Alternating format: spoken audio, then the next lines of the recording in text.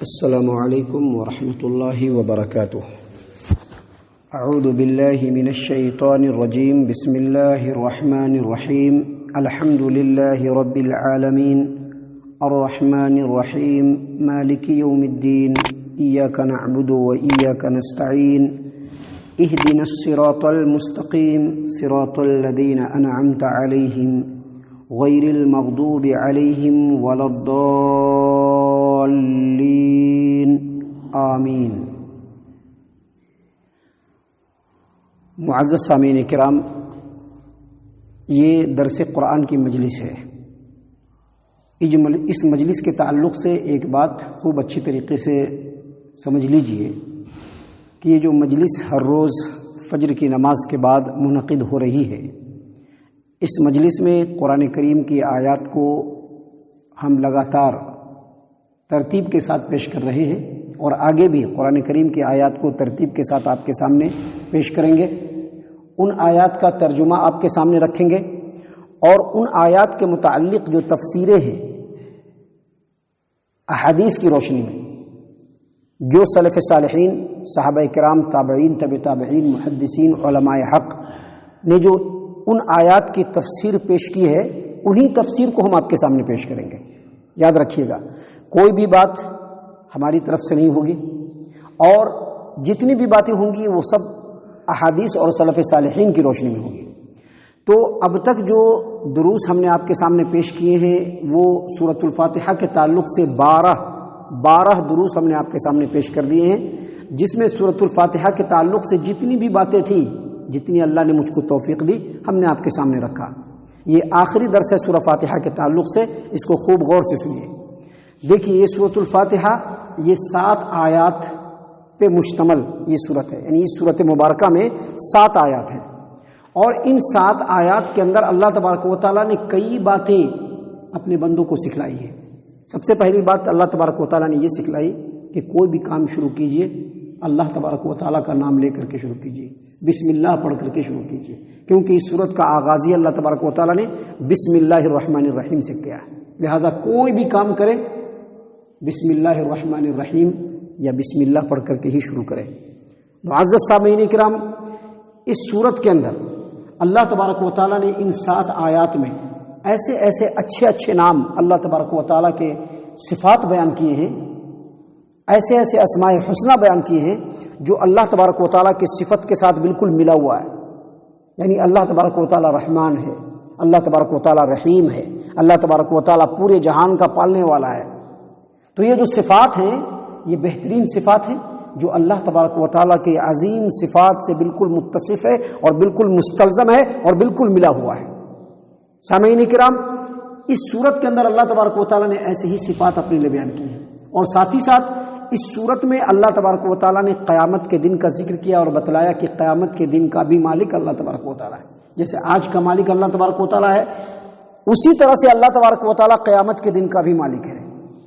اور آگے اللہ تبارک و تعالیٰ نے اپنے بندوں کو یہ سکھلایا ہے کہ بندے پورے خشوع خضوع کے ساتھ، گڑ گڑاتے ہوئے، الحاح و زاری کے ساتھ اللہ تبارک و تعالیٰ سے دعا کرتے رہے، اللہ تبارک و تعالیٰ سے مانگتے رہے، اللہ تبارک و تعالیٰ کو اللہ تبارک و تعالیٰ کے سامنے یہ اقرار کریں کہ اللہ تبارک و تعالیٰ ہم صرف تیری ہی عبادت کرتے ہیں، اور اللہ تبارک و تعالیٰ عبادت کرنے کی توفیق بھی تو ہی ہمیں دے رہا ہے۔ اللہ تبارک و تعالیٰ ہم انتہائی کمزور ہیں، عاجز ہیں، اللہ تبارک و تعالیٰ ہمارے پاس کچھ بھی نہیں ہے، ہم تہی دامن ہیں، آپ کے محتاج ہیں۔ اللہ تبارک و تعالیٰ کی توحید الوہیت کو پکڑے اور شرک کی تمام قسموں سے اللہ تبارک و تعالیٰ کو پاک کرے، اس بات کا اقرار کر رہا ہے۔ ساتھ ہی ساتھ اس صورت میں اللہ تبارک و تعالیٰ نے یہ بھی سکھلایا ہے کہ ہمیشہ، ابھی ہم مسلمان ہیں تو بس یہ نہیں کہ یہاں پر ایک بالکل شانت ہو جانا، نہیں، بلکہ ایک مسلمان کو ہمیشہ اللہ تبارک و تعالیٰ سے صراط مستقیم مانگنا چاہیے کہ اللہ ہم کو صراط مستقیم پر چلا، اللہ تبارک و تعالیٰ ہمیں صراط مستقیم پر ثابت قدم رکھ، اللہ تبارک و تعالیٰ ہمیں اس سچے دین پر قائم رکھ، تاکہ اس سچے دین پر چلتے ہوئے اللہ کی اطاعت کریں، اللہ کے رسول کی اطاعت کریں، جو حکم دے اس کے سامنے سر کو جھکا دیں، جس چیز سے روکے اس سے رک جائیں۔ اگر ہم ایسا کریں گے تو کل قیامت کے دن نبیوں کے ساتھ، صدیقین کے ساتھ، شہداء کے ساتھ، نیکوکار لوگوں کے ساتھ، بزرگان دین کے ساتھ ہمارا حشر ہو، اور جو نعمت ان کو ملے وہ نعمت جنت کی ہم کو بھی مل جائے. اور ساتھ ہی ساتھ اس صورت میں اللہ تبارک و تعالیٰ نے یہ بھی سکھلایا ہے، یہ بھی بتلایا ہے کہ بندے مسلمان ہمیشہ اللہ تبارک و تعالیٰ سے ایسے رستوں پر چلنے سے پناہ مانگے جو باطل رستے ہیں، جھوٹے رستے ہیں، جو انسان کو گمراہی کی طرف لے جانے والے. سامعین کرام، یہ پوری سورت پڑھنے کے بعد چاہے آپ نماز کے اندر ہوں چاہے آپ نماز سے باہر ہوں، آمین کہنا چاہیے. اس سورت کے پڑھنے کے بعد آمین کہنا چاہیے. آمین آمین یہ یاسین کی وزن پر ہے، یاسین کی وزن پر. اور اس کا مطلب کیا ہوتا ہے؟ اے اللہ تبارک و تعالیٰ تو ہماری دعا کو قبول فرما. سامعین کرام، یہ جو سورۃ الفاتحہ ہے اس کے بہت سارے نام ہیں. ان ناموں میں سے ایک نام اس سورت کی سورۃ الدعا ہے، کیونکہ اس میں اللہ تبارک و تعالیٰ نے دعا سکھلایا ہے اور دعا مانگنے کے لیے بتلایا ہے. اور جب دعا مانگا تو اس کے بعد آمین کہنا چاہیے. کیوں آمین کہنا چاہیے؟ کیونکہ آمین کا مطلب ہوتا ہے اے اللہ تبارک و تعالیٰ تو میری ان دعاؤں کو قبول فرما.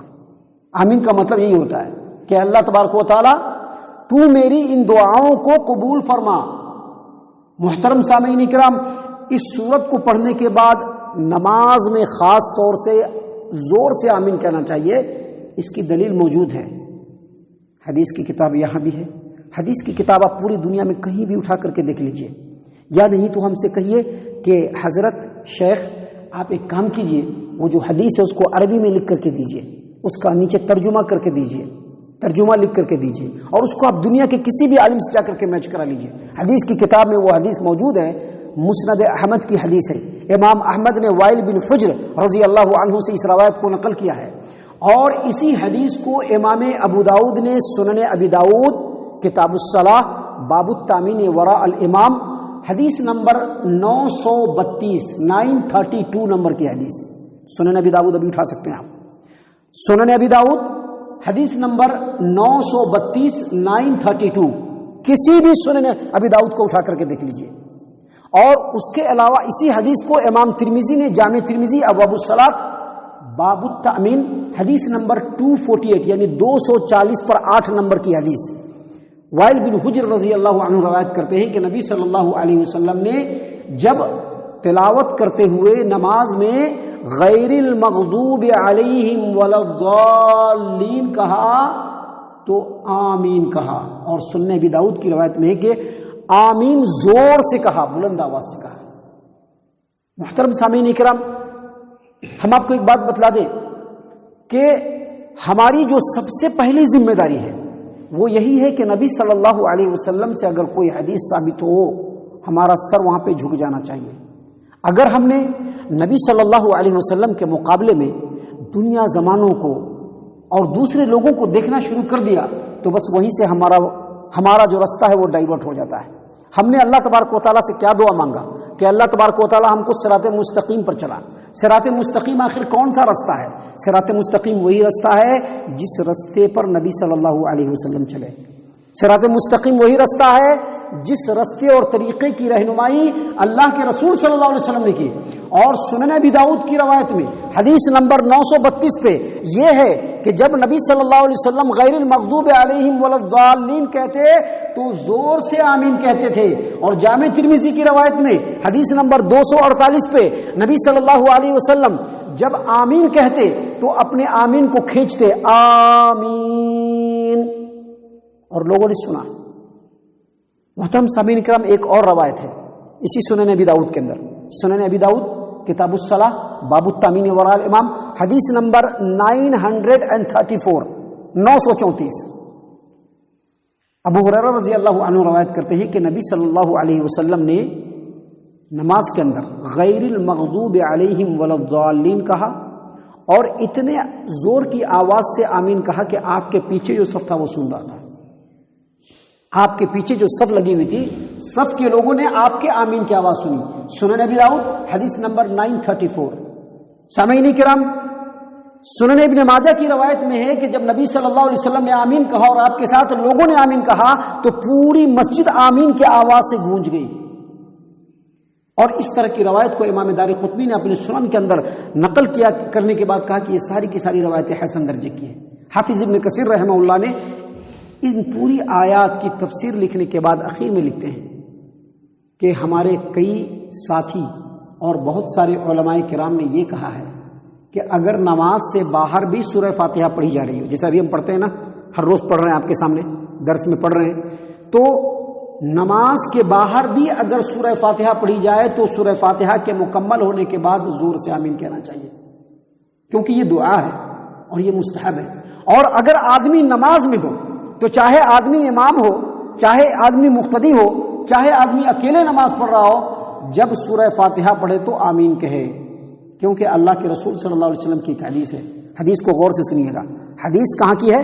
صحیح البخاری کتاب الاذان، حدیث نمبر 780 780 نمبر کی حدیث، اور اسی حدیث کو امام مسلم رحمہ اللہ نے صحیح مسلم کتاب الصلاۃ حدیث نمبر 410 پہ نقل کیا ہے۔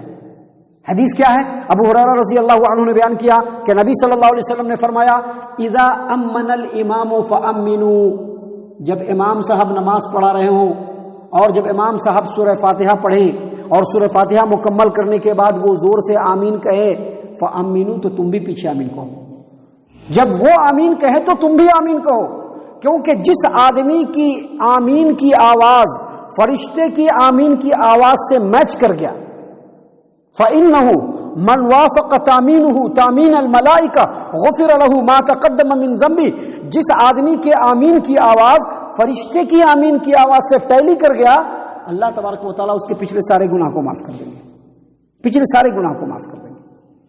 تو یہاں پر دو باتیں ذہن نشین رکھنا ہے۔ پہلی بات یہ کہ جب امام صاحب نماز پڑھا رہے ہیں اور آپ پیچھے مقتدی ہوں تو پہلے امام صاحب کو آمین کہنا چاہیے اور ان کے آمین کے ساتھ آپ کو آمین کہنا چاہیے، امام صاحب سے پہلے آمین نہیں کہنا چاہیے۔ اور دوسری بات، فرشتوں کی آواز سے آمین کی آواز ٹیلی کرتی، اس کا مطلب کیا ہے؟ اس کا مطلب یہ ہے کہ جس وقت فرشتے آمین کی آواز کہیں اسی وقت ہمارے بھی آمین کی آواز نکلنی چاہیے، یعنی وَلَضَّالِّينَ کہنے کے بعد دیر نہیں کرنا چاہیے۔ اس کا دوسرا مطلب یہ بتلایا ہے کہ جس طرح سے اللہ تبارک و تعالیٰ فرشتے کی آمین کی آواز کو قبول کر لیتے ہیں، ویسے ہی اگر ہمارے آمین کی آواز کو قبول کر لیں گے تو یہی ٹیلی کرنا ہوا۔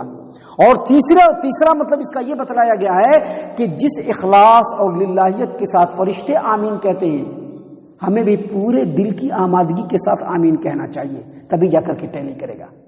معزز سامعین کرام، ایک حدیث ہے جس کو امام مسلم رحمہ اللہ نے صحیح مسلم کتاب الصلاۃ کے اندر حدیث نمبر 404 پہ نقل کیا ہے کہ ابو موسیٰ اشعری رضی اللہ عنہ نے بیان کیا کہ نبی صلی اللہ علیہ وسلم نے فرمایا کہ جب امام صاحب نماز میں وَلَضَّالِّينَ کہیں تو تم لوگ آمین کہو، کیونکہ جب تم آمین کہو گے تو تمہاری دعا کو اللہ تبارک و تعالیٰ قبول فرما لے گا۔ اس سے یہ پتہ چلا کہ سورہ فاتحہ جب مکمل ہو، آپ نماز کے اندر ہوں یا نماز سے باہر ہوں، آمین کا لفظ کہنا چاہیے، کیونکہ یہ دعا ہے اور دعا کے بعد آمین کہنا ہر آدمی اچھی طریقے سے اس بات کو جانتا ہے۔ اللہ تبارک و تعالیٰ سے دعا ہے کہ اللہ تبارک و تعالیٰ ہم تمام کو ان تمام باتوں کے اوپر غور و فکر اور تدبر کرنے کی توفیق عنایت فرمائے، ہم تمام کو ہمارا رب صحیح معنوں میں مومن اور مسلمان بنائے۔ اللہ تبارک و تعالیٰ ہم تمام کو اللہ اور اس کے رسول صلی اللہ علیہ وسلم کے بتائے ہوئے طریقے پر چلنے کی توفیق عنایت فرمائے، صحابہ کرام رضوان اللہ علیہم اجمعین کے اسوہ حسنہ کو اپنانے کی توفیق عطا فرمائے، جنت الفردوس میں جگہ عطا فرمائے۔ اے اللہ ہم تمام کو جہنم سے پناہ دے، اے رب العالمین ہم تمام کو جہنم سے پناہ دے، اے مالک الملک ہم تمام کو جہنم سے پناہ دے، آمین یا رب العالمین، وما علینا الا البلاغ المبین۔